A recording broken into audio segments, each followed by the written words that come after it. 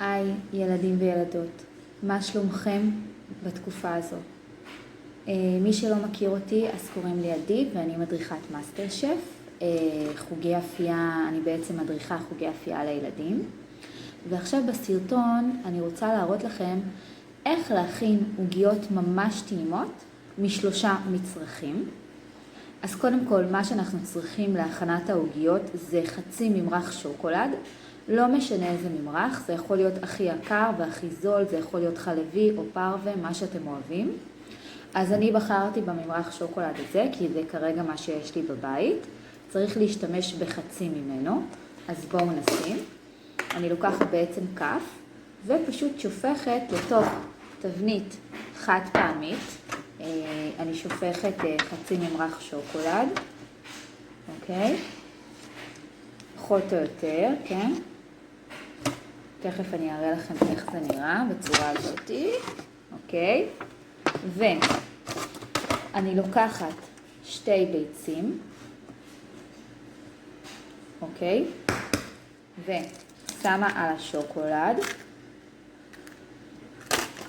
הנה עוד ביצה. זה ביצה לארג', אפשר גם ביצת מדיום, זה לא כזה משנה. ומה שנשאר לי, הדבר האחרון שאני צריכה לעוגיות, זה בעצם משהו כמו 5 כפות קמח לבן מנופה. אז אני השתמשתי בקמח הזה, אוקיי? אם אין לכם קמח לבן מנופה, אז אתם יכולים לקחת קמח רגיל ולנפות אותו. אני אשתמש בערך, אוקיי? אני שמה בערך 5 כפות. 1, 2, 3, 4, 5. ומה שנשאר לי לעשות בעצם זה לערבב את כל התערובת, אוקיי? שימו לב, לב. מה יהודלה? אני רוצה... מה אתה רוצה? אתה רוצה לראות את עצמך? הנה יהודה. אתה בסרטון? מה? אני רוצה סבא מגיע. סבא תכף יבוא ותכף יביא לך צ'יפס ואני אכין לך, טוב? בינתיים לך תראה לולי. טוב.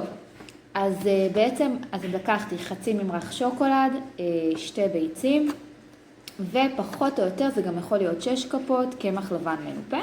אני מערבבת את כל התערובת, אוקיי?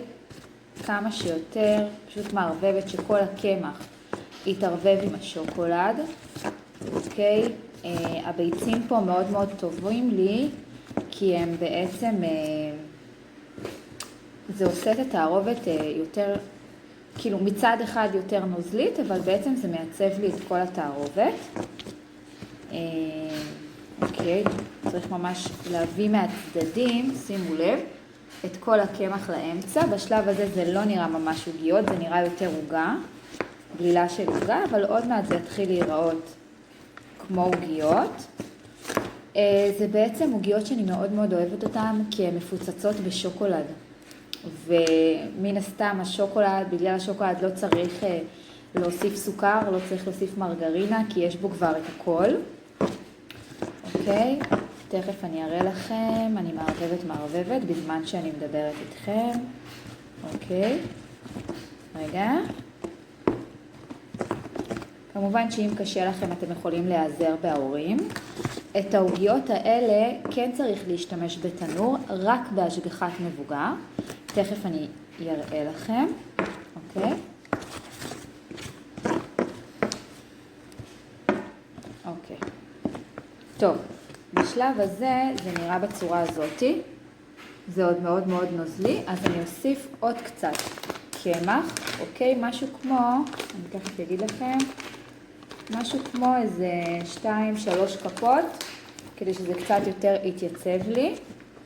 ואני מערבבת את השוקולד עם הקמח, אוקיי?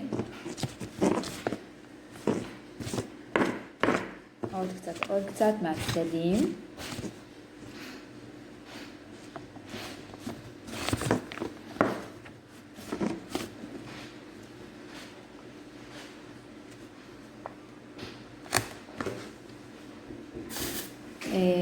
רגע. טוב, אז בעצם אחרי שהוספתי עוד קמח, זה אמור להיות בצורה הזאת, שימו לב. זה קצת נוזלי.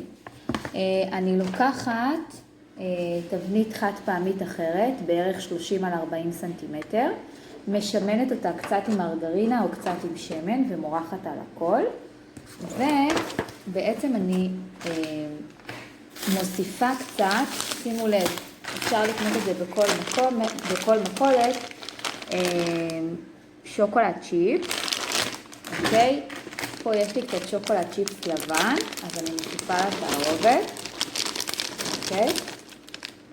ואני אוסיף גם קצת, נגיד הוספתי כרגע כף שוקולד צ'יפס לבן, רגע, פה יש לי משהו כמו שנשאר לי 2 כפות של שוקולד צ'יפס, שימו לב, בערך 2 כפות, אוקיי? ואני מערבבת עם התערובת, פשוט זה עוגיות מפוצצות בשוקולד שלא צריכות הרבה זמן בתנור, משהו כמו גג 15 דקות, 170-180 מעלות, כי אם ישימו אותם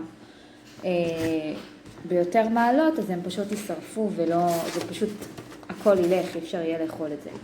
אז צריך ממש, שימו לב, זה ממש נוזלי, אני לוקחת כף, אוקיי, עם התערובת, אחרי שהרבבתי, ושמה, אוקיי, בתבנית, זה לא נהיה צורה של עיגול, זה נהיה צורה כזאת, מרוחה כזאת, ככה, אם אתם שמים לב. לעשות מרווחים גדולים, בין עוגיה לעוגיה, אוקיי?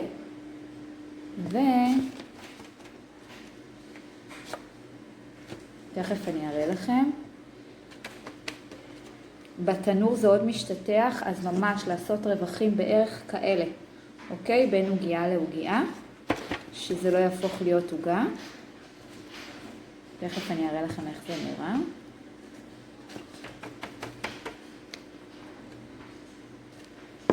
אוקיי. הנה, כף של גלילה. אמרתי שהעוגיות הן 3 מרכיבים, שזה חצי ממרח שוקולד. שמנו פה 7 כפות קמח לבן מנופה, אוקיי? ו2 ביצים. עכשיו, המצרך הרביעי זה שוקולד צ'יפס, לא חייבים להוסיף אותו, אוקיי? העוגיות הן רק 3 מרכיבים, את הרביעי לא חייבים להוסיף, זה פשוט נורא נורא טעים. אפשר גם להוסיף בשלב הזה אגוזים בתוך העוגיות אם אוהבים, כל מיני סוגי שוקולדים, שוקולד לבן, שוקולד צ'יפס, מה שאתם אוהבים, אבל הכי חשוב זה 3 המצרכים הראשונים שאמרתי, אוקיי? בואו נשים עוד. רגע. עוד קצת.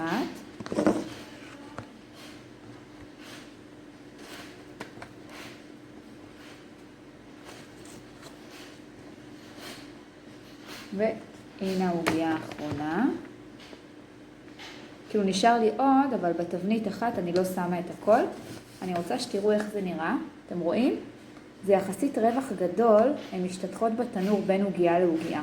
וגם אם הן נדבקות במהלך האפייה, אפשר אחרי זה קצת לחתוך אותן מהצדדים, ואז לחלק עוגיה. אז עכשיו אני הולכת לשים את העוגיות בתנור, 15 שעה בלבד, 170 או 180 מעלות. מעבר לזה זה יכול להישרף וחבל.